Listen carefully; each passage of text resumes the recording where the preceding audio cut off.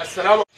وإذا ما شئت في الدارين تسعد فأكثر من الصلاة على محمد. اللهم صل على محمد وعلى آل محمد صلاة تنحل به العقد وتفك به الكرب. صلاة وسلام عليك يا حبيبي رسول الله. تحياتنا للجميع، يا رب دايما بخير وبصحة جيدة، وكل سنة وحضراتكم طيبين جميعا. كل شوف فيديو سواء صباح أو مساء، يا رب دايما تكونوا بخير. كل سنة وحضراتكم طيبين جميعا. بفضل الله وصل دفعة جديدة من أكل العصافير الدنيبة البلدي من خير بلدنا. بجد الدنيبة ديت اللي مش هياخد منها هيبقى فاته كتير. الدنيبة دي اللي مش هياخد منها هيبقى فاته كتير قوي، لان الدنيبه اللي جايه شويه دنيبه بسم الله ما شاء الله متنقين على الفرازه. شويه دنيبه متنقين على الفرازه، لا فيها لا كسرايه ولا عفرايه ولا شربايه ولا سرسايه، الحبايه حبايه. يعني هتاخد دنيبه، هتاخد الدنيبه دنيبه بفضل الله. حاجه بسم الله ما شاء الله محترمه جدا جدا جدا. شكاره 50 كيلو، الشكاير اللي جايه 50 كيلو. هنفتح الدنيبه وهنفرج حضراتكم عليها. نقول بسم الله الرحمن الرحيم. رسول الله من أتقى الناس، رسول الله من أكبر الناس. قول بسم الله.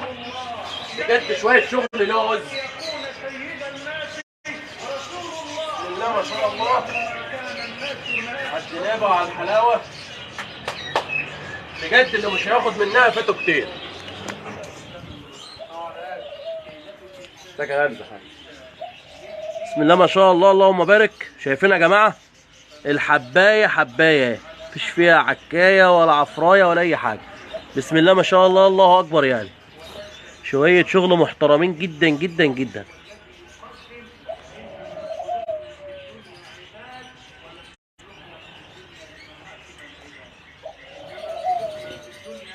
صلى على الحبيب قلبك يطيب.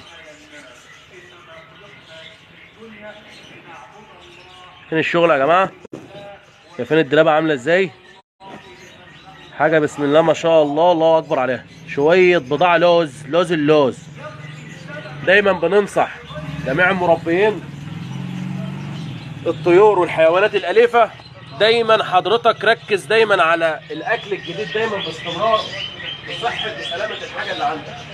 الاكل الجديد دايما ما شاء الله. شايفين الدلابه مفيش عفوايه مفيش اي حاجه اهو. دايما الاكل الجديد باستمرار لصحه وسلامه الحاجه اللي عندك، ودايما تنقي المصدر الموثوق منه لصحه وسلامه الطيور. بفضل الله بنحاول بقدر الامكان احنا ننقي شويه بضاعه نضاف، شويه دلابه نضاف، بس اللي ياخد منها ما يشتكيش منها خالص، تاخد حاجه صح الصح ان شاء الله. طبعا الدلابه هتتفضل في التمريض هنا لصحه وسلامه الحاجه دي، ان هو ما يعش فيها اي اتربه ولا اي حاجه. اقفل عليها كويس عشان يبقى محتفظ بالقيمه بتاعتها، القيمه الغذائيه. نقول بسم الله الرحمن الرحيم. وعندنا كذا. طبعا الشكاره جايه وزنها 50 كيلو. وإنما لتعارف ليعرف بعضكم بعضا. لما جاء سيدنا النبي صلى الله عليه وسلم العرب كانت فيهم لولا حاجه ما شاء الله نضيفه، حاجه محترمه ما شاء الله، الله اكبر.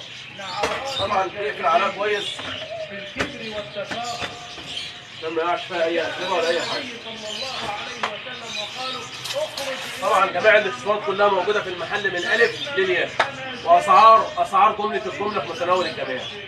السلام عليكم.